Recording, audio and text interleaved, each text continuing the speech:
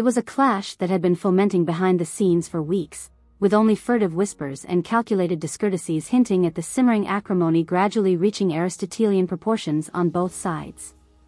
But when Vanessa Feltz took to the airwaves of ITV's This Morning to finally let fly her unbridled torrent of repudiation against Meghan Markle, the dam of residual decorum separating personal animus and public exposition collapsed in spectacular fashion.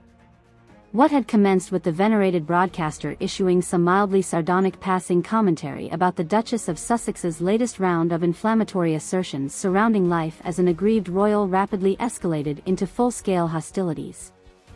After the irate Markle had been recorded issuing sneering reposts labeling Feltz as an irrelevant relic and clinging resentfully to antiquated privileges, the stage was set for a conflagration of untempered animadversions between the dueling media personalities. The gall, the unmitigated temerity of this egregiously petulant individual to attempt coming for me in such a scornful, high-handed way. It's just the absolute height of arrogated entitlement, Feltz proclaimed at the outset of a blistering series of escalating broadsides. How bloody dare she attempt to diminish my legacy of consummate professionalism spanning decades by lobbing these pathetic pejoratives from her sad little bully pulpit of perpetual self-victimization and delusions of persecuted grandeur.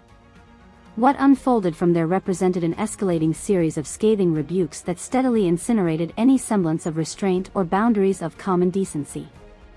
With each passing minute of unrestrained rhetorical bombardment, the broadcaster's dismantling of the royal renegade grew increasingly caustic and extravagant in its contempt for the alienated duchess's very existence.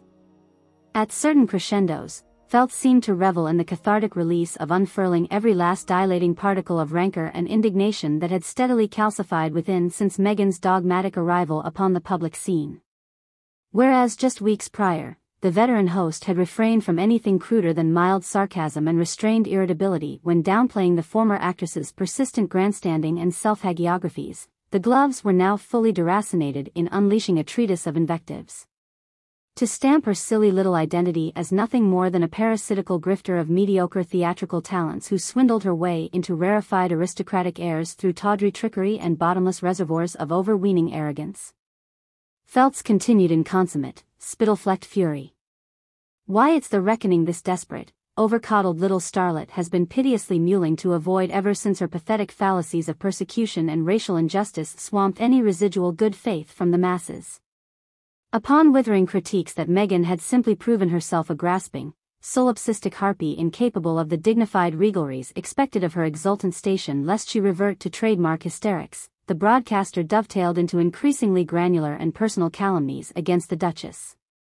Litanies upon litanies of aspersions regarding the former royal's chipmunk appearance, goblin-like vocal mannerisms, and exhausting passions for emotional blackmailing ricocheted from the morning show set in between tangential observations about her polarizing style of nappy-headed wool-gathering and condemnation as an upstart opportunist who should have remained cheerfully shucking and grifting in Hollywood.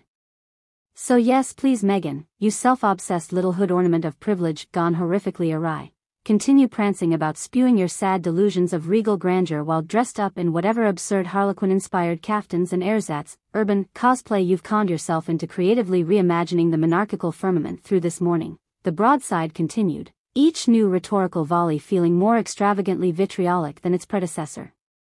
For while you continue soaking in your self-administered baths of exceptionalist privilege and garish sartorial kitsch, the rest of us shall remain anchored in the dignified brambles of reality, a place where petty megalomania remains something to be scorned rather than pandered to, particularly for ill-bred hussies suffering from nothing more profound than main character syndrome.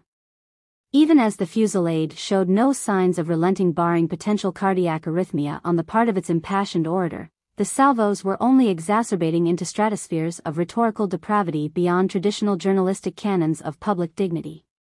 Each attempt to halt the spiraling demolition found itself subsumed under Feltz's cyclonic indignation, until the only remaining path forward lay through a total, near-profane exsanguination of the Duchess's character and any remaining claims upon decency.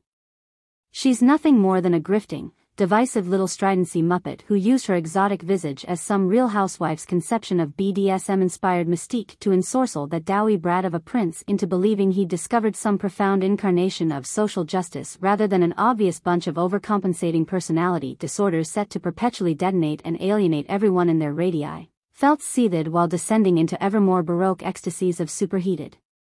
opprobrium. Someone needed to sound the clarions, to cut through the cacophonies of sycophantic fawning and liberal navel-gazing that allowed this rancid little hobgoblin to begin fancying herself a profound humanitarian sage rather than a simpering little brat of privilege who struck gold by being tangibly other enough in that dusty den of ancestral inbreeding to allow fantasies of righteous regal agitation to metastasize even further beyond their initially irritating yet redeemable novelty stages. At one particularly ripe rhetorical nadir, Feltz could be heard braying imprecations that Markle must have been shagged by an entire Compton Crips brigade to acquire such trenchant vocations for race-baiting chicanery and victimology. These and other infractions against residual good taste and veneers of decorum flew like swarms of uncaged rhetorical furies before the broadcast's producers felt helpless to halt the seemingly inevitable collision course with total bridge-burning finality. For all her presumptions of being this profound voice of anti-racist activism in the monarchy, she's essentially amounted to nothing more than an uppity little tart out for a cheap buck, even in sullying institutions and fleecing resources away from causes that might actually do some good in elevating the oppressed peoples she so garishly attempts to conceptualize through her rancid litanies of self-absorption and persecution fables. Feltz continued, the intensity of her fulminations betraying no signs of abatement as hands began wringing with concern over whether she should remain in the hot seat.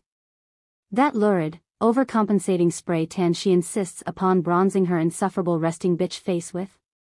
It's just a gargantuan middle finger to what little social equity she pretends to be crusading for, appropriating the celebrated hues and experiences of the globally oppressed as some tawdry embellished costume in service of her own petty grievance theater and delusions of profundity.